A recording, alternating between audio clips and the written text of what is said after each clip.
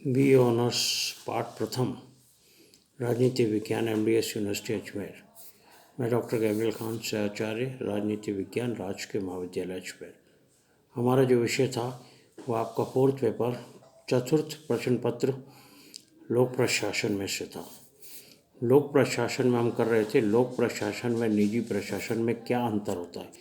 लोक प्रशासन व निजी प्रशासन, लोक प्रशासन में निजी प्रशासन में अंतर कर रहे थे। उसमें हमने समानताएं कर ली थी, दोनों में किस प्रकार की समानताएं हैं।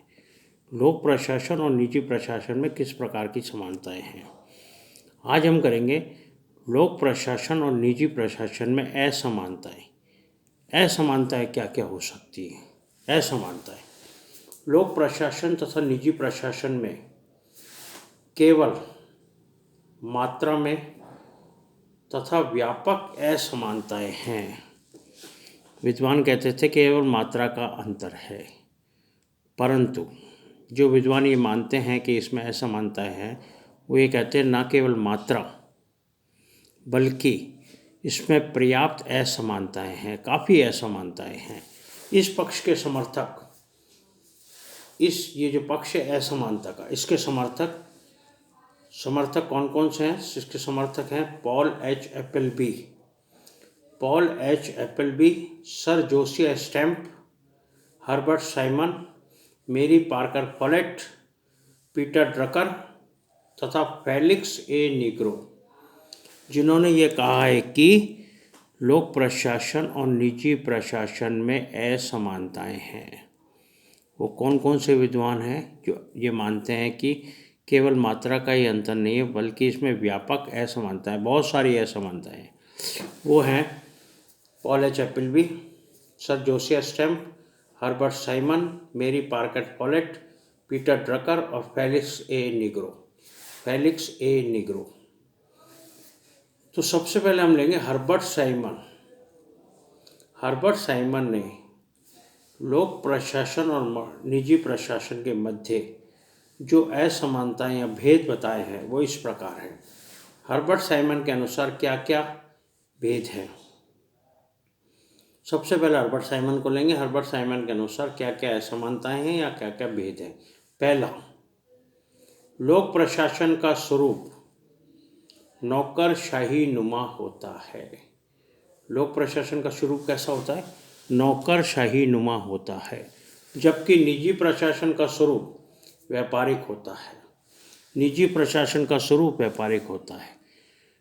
लोक प्रशासन का स्वरूप नौकरशाही नुमा होता है, नौकरशाही चलती है, जबकि निजी प्रशासन व्यापारी की तरह चलता है, उसका स्वरूप व्यापारी होता है, व्यापारी की तरह चलता है। दूसरा, लोक प्रशासन राजनीतिक वातावरण से अधिक समीप होता है। लोक प्रशासन राजनीतिक वातावरण के अधिक समीप होता है या पूरी तरह से उसके समीप होता है। लोक प्रशासन राजनीतिक वातावरण के समीप होता है क्योंकि सरकारी प्रशासन है। सरकारी प्रशासन में जो राजनीतिक दल है या राजनीतिक जो वातावरण है उसके समीप होता है, उसके पूर्णतः समीप होता है, उसके पूरी तरह से समीप होता है, जबकि निजी प्रशासन अराजनीतिक होता है। लोक प्रशासन में राजनीति प्रभाव डालती है, जबकि निजी प्रशासन अराजनीतिक होता है। निजी प्रशासन को राजनीति से कोई मतलब नहीं है, निजी प्रशासन अराजनीतिक होता है। लोक प्रशासन में काम ना करना, काम चोरी या लाल फीताशाही की कमियां पाई जाती हैं। क्या क्या समस्याएं हैं लोक प्रशासन में? लोक प्रशासन में क्या क्या पाया जाता है? लोक प्रशासन में काम ना करना, जो अधिकारी या कर्मचारी होते हैं वो काम का टाल मटोल करते हैं। काम ना करना, काम चोरी तथा लाल फीताशाही की व्याधियां हैं, जबकि निजी प्रशासन सामान्यतः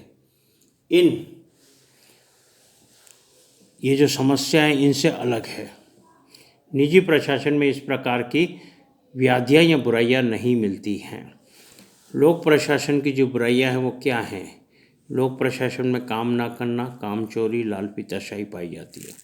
ये इसकी बुराई है। जबकि निजी प्रशासन में इस प्रकार की कोई बुराई नहीं होती, क्योंकि निजी प्रशासन का जो प्रमुख दायित्व है वो है कि किस प्रकार से कार्य किया जाए और किस प्रकार से अपने संगठन को आगे बढ़ाया जाए। निजी प्रशासन में ये होता है कि आप जितना काम करोगे आपको उसका फल मिलेगा। लोक प्रशासन में काम की टाल मटोल की जाती है, काम चोरी की जाती है। ये तीसरा पॉइंट था, तीसरा और आखिरी पॉइंट जो कि हर्बर्ट साइमन ने दिया। हर्बर्ट साइमन ने क्या कहा? पहला था लोक प्रशासन नौकरशाही नुमा होता है, जबकि निजी प्रशासन व्यापारी नुमा होता है। दूसरा था लोक प्रशासन का स्वरूप राजनीतिक होता है, जबकि निजी प्रशासन अराजनीतिक होता है। तीसरा था लोक प्रशासन में काम चोरी, लाल फीताशाही पाई जाती है, जबकि निजी प्रशासन इन बुराइयों से दूर रहता है। ये था सर हर्बर्ट साइमन के अनुसार। अब आता है सर जोसिया स्टैम्प के अनुसार। सर जोसिया स्टैम्प ने क्या कहा है? इन दोनों का क्या भेद किया है? इन दोनों में ऐसा मानता है क्या, बताइए? दोनों में पहली, लोक प्रशासन में अधिकांशतः एक रूपता पाई जाती है। लोक प्रशासन में अधिकांशतः एक रूपता पाई जाती है, जबकि निजी प्रशासन में भिन्नता व्याप्त रहती है। लोक प्रशासन में एक रूपता पाई जाती है, जबकि निजी प्रशासन में भिन्नता पाई जाती है, भिन्नता रहती है, उसका भिन्न स्वरूप सामने आता है। पहला पॉइंट। दूसरा पॉइंट है लोक प्रशासन में बाह्य परिस्थितियाँ या लोक प्रशासन में बाह्य वित्तीय नियंत्रण विधायिका द्वारा पाया जाता है। बाह्य जो वित्तीय नियंत्रण है, बाहर से जो वित्तीय नियंत्रण है वो किसके द्वारा पाया जाता है? विधायिका द्वारा, व्यवस्थापिका द्वारा पाया जाता है। जबकि निजी प्रशासन में आंतरिक वित्तीय नियंत्रण रहता है, उसका आंतरिक वित्तीय नियंत्रण रहता है, अर्थात वित्त और प्रशासन में पृथकता नहीं रहती। लोक प्रशासन में क्या होता है? लोक प्रशासन में बाह्य वित्तीय नियंत्रण रहता है। वित्तीय नियंत्रण व्यवस्थापिका या विधायिका के द्वारा किया जाता है, जबकि निजी प्रशासन का वित्तीय नियंत्रण जो है वो आंतरिक होता है, वो अपने अंदर ही वित्तीय नियंत्रण होता है, उसका किसी से कोई लेना देना नहीं है। जबकि लोक प्रशासन का वित्तीय नियंत्रण व्यवस्थापिका या विधायिका द्वारा दिया जाता है, बाह्य नियंत्रण होता है, उसका आंतरिक नियंत्रण होता है। अर्थात वित्त और प्रशासन दोनों में कोई अलग पृथकता नहीं रहती, कोई अलग प्रकार का कुछ नहीं रहता। प्रशासन और वित्त दोनों में किसी प्रकार का कुछ अलग नहीं रहता। ये दूसरा पॉइंट। तीसरा पॉइंट आता है लोक प्रशासन जनता के प्रति जवाबदेही होता है। लोक प्रशासन जनता के प्रति जवाबदेही होता है, जबकि निजी प्रशासन में प्राय ऐसा नहीं होता है। लोक प्रशासन को जनता को जवाब देना पड़ता है। यदि लोक प्रशासन के अधिकारी या कर्मचारी कुछ गलत करते हैं तो उन्हें जनता को जवाब देना पड़ता है। यदि राजनीतिक दल जो कि सत्ता में आया है वो गलत करता है तो उसे जनता को जवाब देना पड़ता है, नहीं तो जनता 5 साल बाद उसे जवाब दे देती है, उसको उखाड़ फेंकती है। तो जवाबदेही है, लोक प्रशासन को जवाब देना पड़ता है जनता को, जबकि निजी प्रशासन को किसी को जवाब देना नहीं पड़ता, वो जवाबदेही नहीं है। ऐसा कुछ नहीं होता निजी प्रशासन में। ये था तीसरा पॉइंट। चौथा पॉइंट आता है, चौथा और लास्ट पॉइंट, लोक प्रशासन का मुख्य उद्देश्य जन कल्याण और सामुदायिक सेवाएं देना है। लोक प्रशासन का प्रमुख कर्तव्य क्या है? लोक प्रशासन का प्रमुख उद्देश्य क्या है? जन कल्याण का करना, जनता का कल्याण करना तथा सामुदायिक सेवाएं देना है। जनता के भले के लिए जो कार्य होते हैं उसकी सेवाएं देना है। लाभ कमाना नहीं है, लाभ नहीं कमाता है।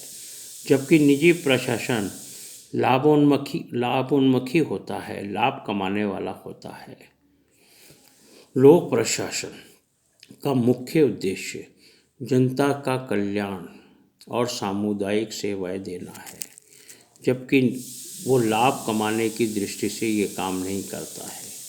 उसका काम है जनता का कल्याण करना, उसका काम लाभ कमाना नहीं है। जबकि निजी प्रशासन केवल और केवल लाभ कमाने की दृष्टि से उत्पन्न हुआ है केवल लाभ कमाने की दृष्टि से। वो लाभ कमाना, केवल उसका उद्देश्य क्या है? लाभ कमाना, कैसे भी करके उसको लाभ अर्जित करना है, उसको अपने संगठन को आगे ले जाना है।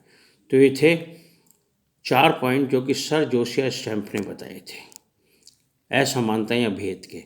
अब आता है तीसरा विचारक पॉल एच एप्पलबी के अनुसार।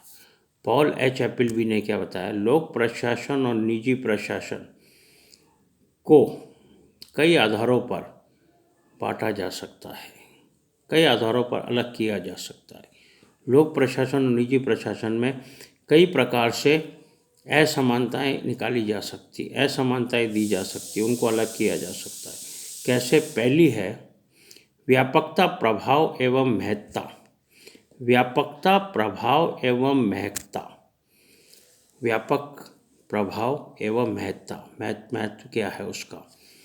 एप्पलबी के अनुसार संगठित सरकार किसी न किसी रूप में, संगठित सरकार जो होती है किसी न किसी रूप में समाज में विद्यमान तथा गतिशील सभी क्षेत्रों को अपने में समेट लेती है। समाज में विद्यमान तथा गतिशील सभी क्षेत्रों को किसी न किसी रूप में अपने अंदर समेट लेती है। शासन के कार्य तथा नीतियाँ अत्यंत जटिल होती हैं। शासन के कार्य और नीतियाँ जो है वो अत्यंत जटिल होती है। अतः पूर्णतः समझने के लिए इन्हें पूर्णतः समझने के लिए नए विज्ञानी, इतिहासकार, अर्थशास्त्री, समाजशास्त्री, राजनीति शास्त्री, कृषक, श्रमिक, व्यापारी, उद्योगपति, राजनीतिज्ञ, दार्शनिक तथा साहूकार इत्यादि व्यक्तियों की बुद्धिमत्ता की आवश्यकता पड़ती है। इसको सभी प्रकार के व्यक्तियों की आवश्यकता पड़ती है। क्यों पड़ती है? क्योंकि शासन के कार्य तथा नीतियाँ अत्यंत जटिल होती हैं। इन नीतियों को सुलझाने के लिए, इन नीतियों को लागू करने के लिए, कार्यों को संपन्न करने के लिए लोक प्रशासन को किस किस की आवश्यकता होती है? लोक प्रशासन को किस किस की आवश्यकता होती है?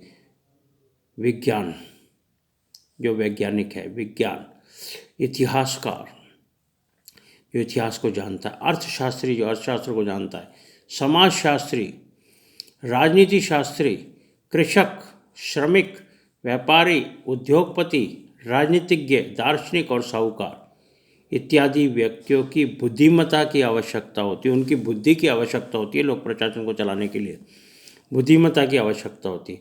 लोक प्रशासन का क्षेत्र एवं प्रभाव व्यापक है। लोक प्रशासन का जो क्षेत्र है और प्रभाव है वो अत्यंत व्यापक है, क्योंकि समाज में इसका महत्व अधिक है। लोक प्रशासन का महत्व समाज में अधिक है, जबकि निजी प्रशासन छोटा और कम महत्व वाला है। लोक प्रशासन का क्षेत्र एवं प्रभाव अत्यंत व्यापक है, क्योंकि लोक प्रशासन का क्षेत्र क्या है? लोक प्रशासन का क्षेत्र है संपूर्ण समाज। लोक प्रशासन का क्षेत्र है संपूर्ण जनता।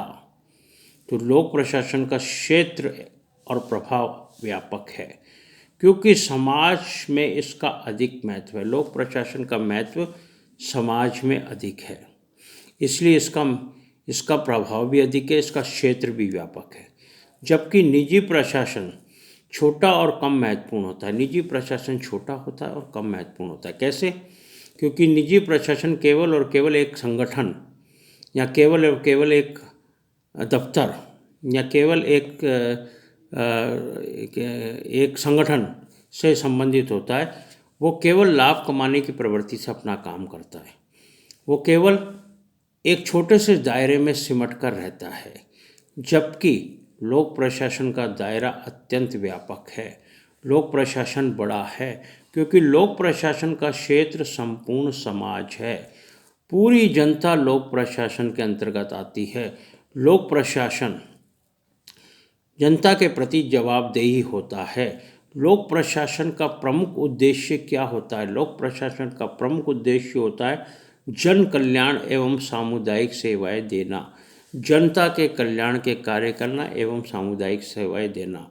तो ये पहला पॉइंट था पॉल एच एप्पलबी के अनुसार, जिसमें उन्होंने बताया व्यापकता, प्रभाव और महत्ता की दृष्टि से लोक प्रशासन अत्यंत महत्वपूर्ण है। लोक प्रशासन अत्यंत व्यापक है। लोक प्रशासन का प्रभाव भी निजी प्रशासन से अधिक है। तीनों में व्यापकता, प्रभाव और महत्ता तीनों की दृष्टि से लोक प्रशासन निजी प्रशासन से बड़ा है। लोक प्रशासन निजी प्रशासन से महत्वपूर्ण है क्योंकि निजी प्रशासन छोटा और कम महत्व वाला होता है। तो ये था पहला पॉइंट पॉल एच पिल्बी के अनुसार। दूसरा है सार्वजनिक जवाबदेहिता। सार्वजनिक जवाबदेहिता कल करेंगे।